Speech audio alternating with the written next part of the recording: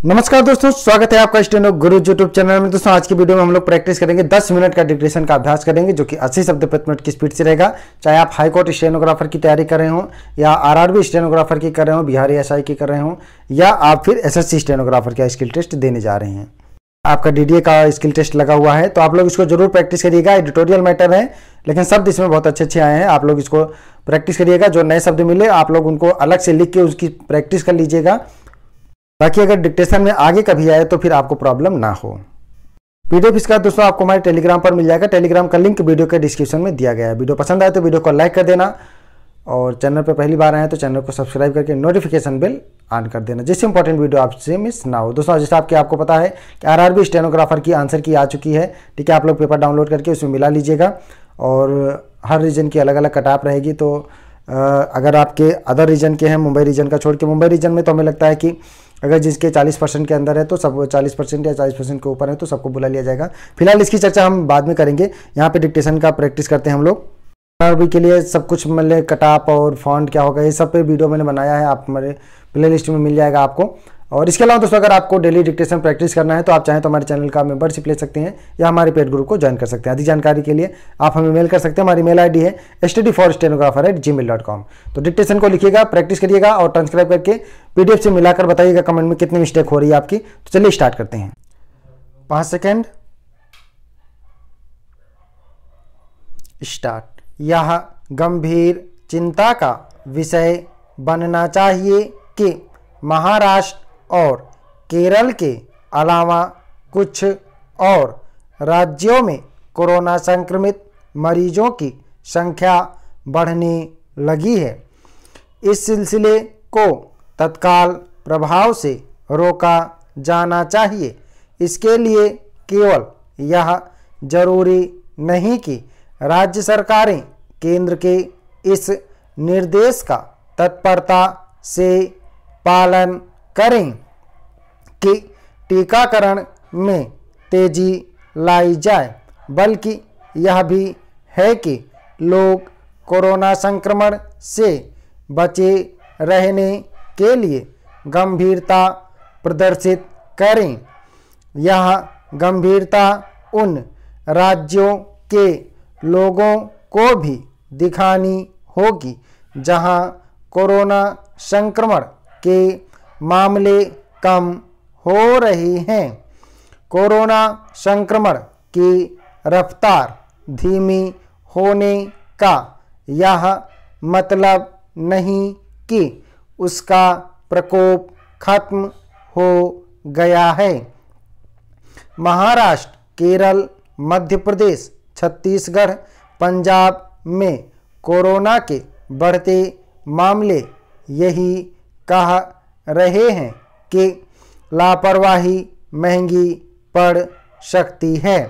अब भी सावधान रहने की ज़रूरत इसलिए है क्योंकि सार्वजनिक यातायात के साधन उपलब्ध होने के साथ ही अन्य पाबंदियों से मुक्ति मिल चुकी है।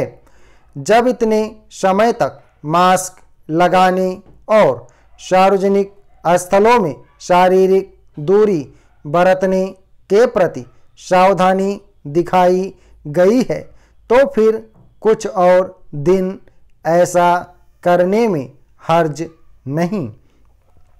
इसकी अनदेखी न की जाए कि कोरोना का कहर कम होने के बाद भी वह जानलेवा साबित हो रहा है, और करीब 100 लोग प्रतिदिन अपनी जान गंवा रहे हैं।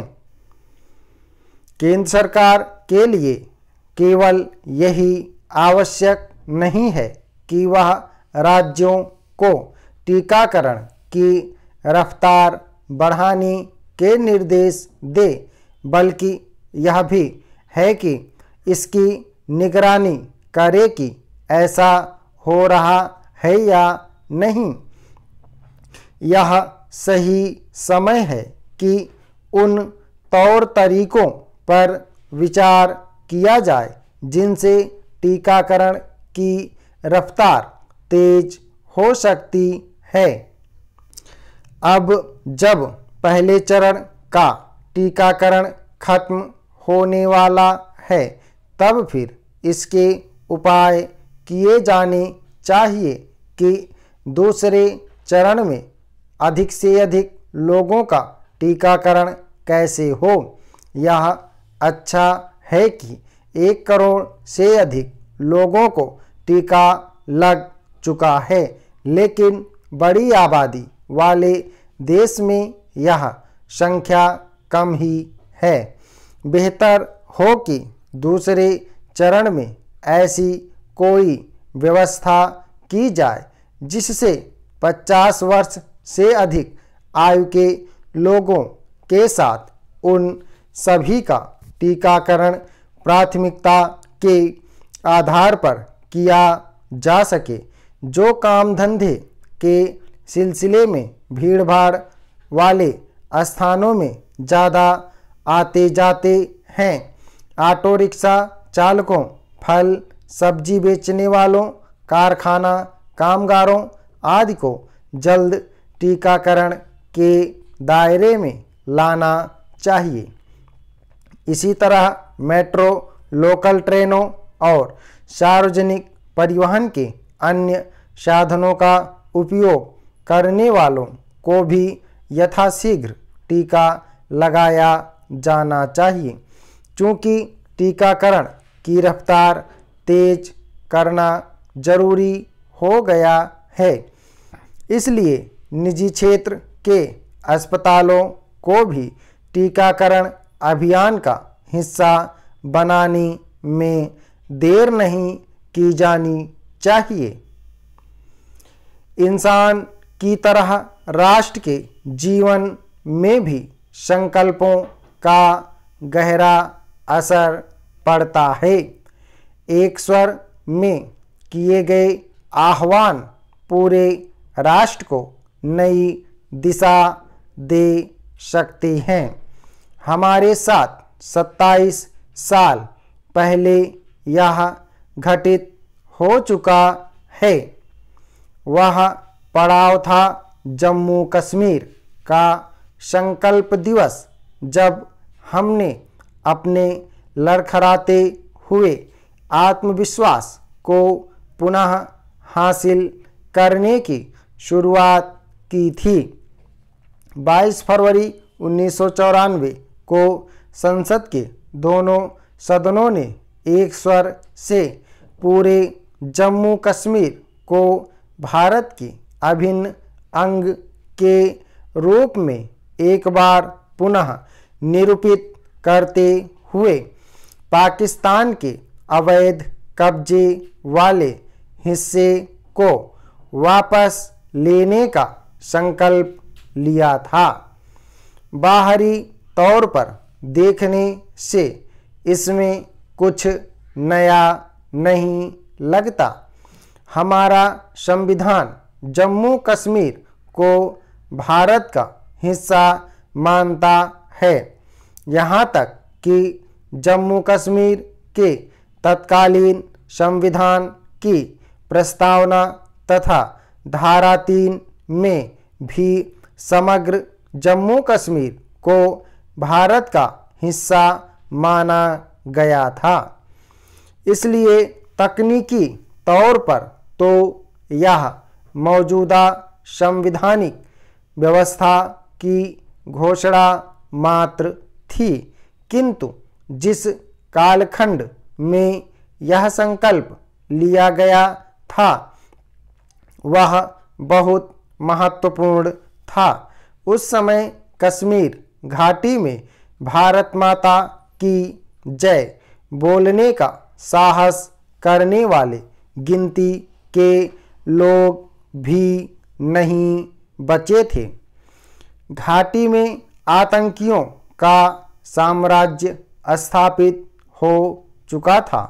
उनकी मर्जी के बिना पत्ता भी नहीं हिलता था। प्रशासन उनके नियंत्रण में था।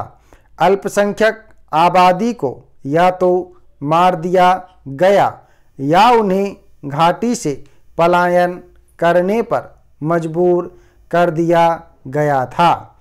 हालत यह हो गई कि सार्वजनिक स्थलों पर तिरंगा फहराने के लिए सुरक्षा बलों की मदद लेनी पड़ती थी। खास तौर से सुरक्षाकर्मी उस समय पाकिस्तान समर्थित आतंकियों के निशाने पर थे।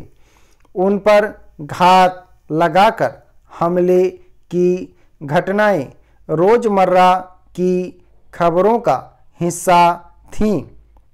सुरक्षा बलों की जवाबी कार्रवाई को पाकिस्तान मानवाधिकारों के उल्लंघन के रूप में प्रचारित कर रहा था। पाकिस्तान की प्रधानमंत्री रहीं बेनजीर भुट्टो ने इसका बहाना बनाकर कश्मीरी आतंकियों को खुले समर्थन की घोषणा कर दी थी। पाकिस्तानी संसद ने 9 जनवरी 1990 को एक प्रस्ताव पारित करके जम्मू कश्मीर के भारतीय संघ में विलय को गैर कानूनी घोषित कर दिया था। उनका मनोबल इतना बढ़ा हुआ था कि पाकिस्तान ने संयुक्त राष्ट्र के प्रस्ताव को लागू करने की मांग करनी शुरू कर दी थी और उसके लिए अंतर्राष्ट्रीय समर्थन जुटाया जा रहा था। स्टॉप हो गया दोस्तों, आप लोग इसको प्रैक्टिस करिएगा और ट्रांसक्राइब करिएगा। ट्रांसक्राइब करके मिलाकर बताइएगा कि कितने मिस्टेक आपके अभी आ रहे हैं। 80 शब्द प्रति मिनट की स्पीड से है और PDF इसका कमेंट टेलीग्राम पर मिल जाएगा। कमेंट में बताइएगा कितने मिस्टेक आपके हो रहे हैं। उम्मीद करता हूं दोस्तों वीडियो आपको पसंद आया होगा, तो वीडियो को लाइक कर देना और अपने दोस्तों के साथ भी शेयर करिएगा ताकि वो भी इसका लाभ ले सकें। और चैनल को सब्सक्राइब करना मत भूलिएगा जिससे आपको डेली डिक्टेशन और उसका PDF मिल सके। PDF दोस्तों आपको हमारे टेलीग्राम पर मिल जाएगा। टेलीग्राम का लिंक वीडियो के डिस्क्रिप्शन में दिया गया है। अगर आप हमारे टेलीग्राम से नहीं जुड़े हैं तो आप टेलीग्राम गूगल प्ले स्टोर से इंस्टॉल करके उसमें स्टेनो गुरुजी सर्च करेंगे तो भी आप हमारे टेलीग्राम ग्रुप से जुड़ जाएंगे और वहाँ से PDF डाउनलोड कर पाएंगे। अगर इस ई बुक का दोस्तों अगर आपको पूरा PDF चाहिए तो वीडियो के डिस्क्रिप्शन में लिंक दिया गया है। और दोस्तों अगर आप डेली डिक्टेशन चाहते हैं तो आप चाहें तो हमारे चैनल का मेंबरशिप ले सकते हैं या हमारे पेड ग्रुप को ज्वाइन कर सकते हैं। अधिक जानकारी के लिए आप हमें मेल कर सकते हैं। हमारी मेल ID है studyforstenographer@gmail.com। तो वीडियो को पूरा देखने के लिए धन्यवाद। Thanks for watching. जय हिंद, जय भारत।